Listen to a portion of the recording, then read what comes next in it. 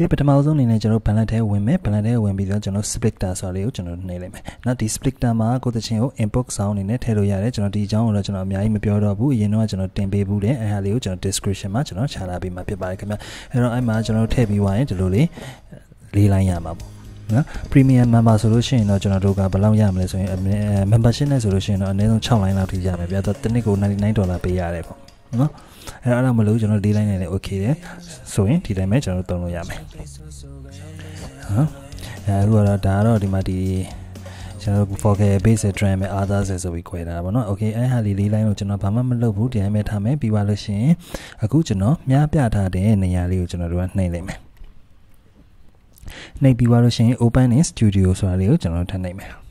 Okay open in studio ဆိုတာလေးကိုနှိပ်ပြီးသွားလို့ရှိရင်အခုဒီလိုကြာလာမယ်အဲ့မှာဆိုလို့ရှိရင်ကိုလှုပ်ချင်တဲ့ကိုကျွန်တော်တို့လှုပ်လို့ရပြီเนาะအဲ့၄ line လေးကကိုမလိုချင်တဲ့ဟာကိုလည်းဖြတ်လို့ရတယ်ကိုလိုချင်တဲ့ဟာကိုလည်းကျွန်တော်တို့ထပ်ပြီးပေါင်းခြင်းလည်းပေါင်းလို့ရတယ်ဒါမှမဟုတ်လည်းကိုလိုတဲ့လောက်လေးကိုပဲကျွန်တော်တို့ညှက်ချင်လည်းညှက်လို့ရတယ်เนาะ cut လုပ်ချင်လည်းကျွန်တော်တို့လုပ်လို့ရတယ်เนาะဖြတ်ချင်လည်းဖြတ်လို့ရတယ်เนาะမလိုချင်တဲ့ဟာကိုလည်းเนาะဒါကိုလှုပ်ချင်လည်းလုပ်လို့ရတာပေါ့เนาะအဲ့တော့မျိုးကျွန်တော်တို့ကအဲ့ဒီလုပ်လို့ရမယ်ပြီးတော့ကိုအတန်အတိုးအကျယ်လေးလည်းကျွန်တော်တို့လုပ်လို့ရမှာပေါ့နော်မပေးစံတိုးမလား drum တန်းကျယ်မလားဘာညာပေါ့နော်အဲ့လိုလုပ်လို့ရမယ် effect တွေပေးမလားပေါ့နော်လုပ်လို့ရမယ်ကျွန်တော်တို့ဒီမှာအခု vocal လေးကိုကျွန်တော် mute လုပ်ထားတယ် mute လုပ်ပြီးတော့ကျွန်တော် vocal လေးကျွန်တော်တက်ထည့်လိုက်မယ်vocal ကတော့ကျွန်တော်ဒီမှာတော့အကျန်းလေးပဲပေါ့နော်ကျွန်တော်စိတ်ထဲရှိရကျွန်တော်ကောက်ဆိုလိုက်တာဗျအဲ့မှာ vocal ဟိုဘယ်လိုမျိုးဘယ်လိုပြောမလဲနော်ဒီဖန်လို့ရမလဲဆိုရင်ဟာမျိုးလေးကိုလည်းကျွန်တော်ပြောထားတဲ့ tutorial လေးရှိပါတယ်အဲဟာလေးကိုလည်းကျွန်တော် description မှာကျွန်တော်ချပေးထားပါမယ်အခုကတော့ကျွန်တော် pocket ကိုကျွန်တော်ရှောက်ပြီးတော့စိတ်ထဲရှိရကျွန်တော်ရှောက်ပြောလိုက်တယ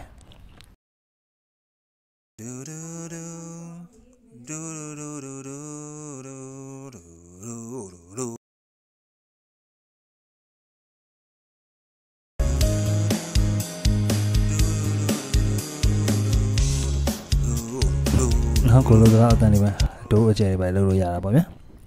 နော် okay ပြီးသွားလို့ရှိရင်ကျွန်တော်ဒီမှာဗာဆက်လေးပြမယ်လဲဆိုလို့ရှိရင်ကျွန်တော် harmony လေးလုပ်ပြမယ် harmony ကို fx နဲ့လုပ်လဲရတယ်အခုလိုနီးတိုင်းလုပ်လို့လဲရတယ်ဒီဟာလဲကျွန်တော် tutorial လေးတစ်ခုကျွန်တော်ပြထားပူတာရှိတယ်အသေးစိတ်ကိုကျွန်တော်အဲ့မှာတွားကြည့်လို့ရမှာဖြစ်ပါတယ်ကျွန်တော် description မှာရေးထားပေးပါမယ်အဲ့တော့ transport ကို duplicate လုပ်တယ် transport လုပ်တယ် full semitone ကျွန်တော်တင်ပေးလိုက်တယ်နောက်တစ် line ထပ်ပြီးတော့ duplicate ထပ်လုပ်တယ်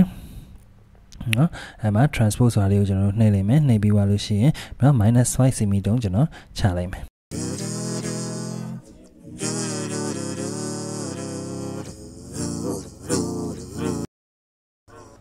Okay အဲ့ဒါလေးပြီးသွားအတန်လေးတွေကိုအတိုးအကျယ်ကိုလိုသလောက်ကိုညှိနေမယ်နော်ဘယ်ညာဖန်နေလေး left right ခွဲချင်တယ်ခွဲလို့ရမှာဖြစ်ပါတယ်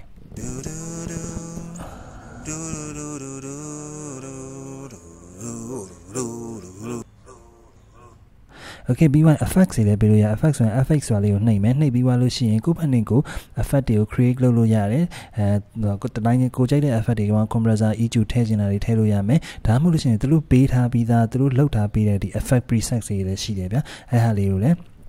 ကျွန်တော်ကကိုကြိုက်တာရွေးပြီးတော့ထည့်လို့ရမှာဖြစ်ပါတယ်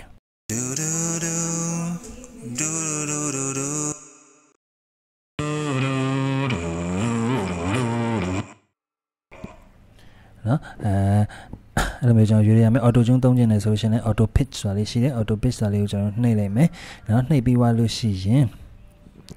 ကိုက key မသိဘူးဆိုရင် auto detect ဆိုတာလေးကိုကျွန်တော်နှိပ်လိုက်လို့ရတယ်အဲ့ဒါဆိုသူ့မှာသူ key ရှာပေးလိုက်မယ် key ရှာပြီးတော့ okay အဲ့ဆိုရင်ကျွန်တော်ဒီမှာ auto tune နဲ့ထည့်လို့ရမှာဖြစ်ပါတယ်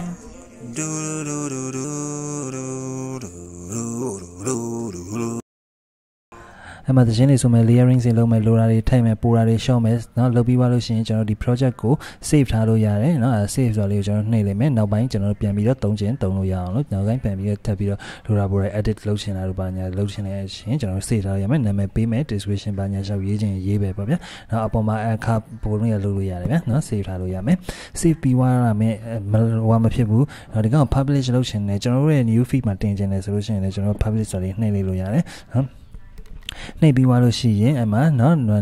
description ပါညာပေါ့ဗျာရှောက်ရေးနာမည်တွေပါရှောက်ပေးပြီးတော့ကျွန်တော် publish လုပ်ရဒီမှာလည်းကျွန်တော် publish မလုပ်ပြတော့ဘူးเนาะကျွန်တော်လုပ်ထားတဲ့ဟာလေးတွေကျွန်တော်အရင်တော့ကျွန်တော်ရှောက်တင်ထားတဲ့ဟာလေးတွေကိုကျွန်တော်ရဲ့ဒီကျွန်တော် page တွေဘယ်လိုပြအဲ့ဒါလေးကိုကျွန်တော်ပြပါပေါ့เนาะဒါအခုကျွန်တော်မြင်နေရတဲ့လားကျွန်တော်ရဲ့ bandlab account က track လေးတွေဖြစ်ပါတယ်ဒါကတော့ bandlab ရဲ့ new feed မှာဖြစ်ပါတယ် bandlab ရဲ့ new feed မှာကျွန်တော်တခြင်းတွေသူများတင်ထားတဲ့တခြင်းတွေလည်းကျွန်တော်တို့ဖွင့်ကြည့်လို့ရတယ်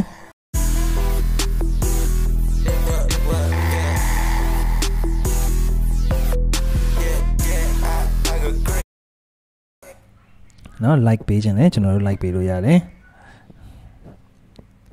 နော်ဗီဒီယိုတွေတင်ခြင်းနဲ့တင်လို့ရတယ်ကျွန်တော်တချင်းမှမဟုတ်ဘူးเนาะစာ post တွေပါတယ်ကိုယ့်ဘက်ကိုကြိုက်တဲ့ကိုရေးလို့ရရဗျာgallery စရတယ်တော့တင်လို့ရတယ်เนาะအဲ့တော့ဒီ video တွေလည်းခုနောက်ပိုင်းတင်တယ်ဗျာတင်လို့ရတယ်เนาะအဲ့တော့ကျွန်တော်ထပ်ပြီးတော့ကျွန်တော်ဒါတင်ထားတဲ့ကျွန်တော် video အပိုင်းစာလေးတွေပေါ့เนาะမိတ်ဆွေတို့အနေနဲ့ကျွန်တော်ရဲ့ page လေးကိုလည်းကျွန်တော်ဒီ bandlab account လေးကိုကျွန်တော်အောက်မှာ description မှာပေးထားပါမယ်ကျွန်တော်တို့လည်း follow လုပ်ပေးပါမိတ်ဆွေတို့လည်းပြန်ပြီးကျွန်တော် follow လုပ်ပေးပါမယ်ခင်ဗျပြီးသွားလို့ရှိရင် bandlab မှာတခုမိုက်တာcollaboration လည်းလုပ်လို့ရတယ်ဗျာအားလုံးပဲThank you ပါခင်ဗျ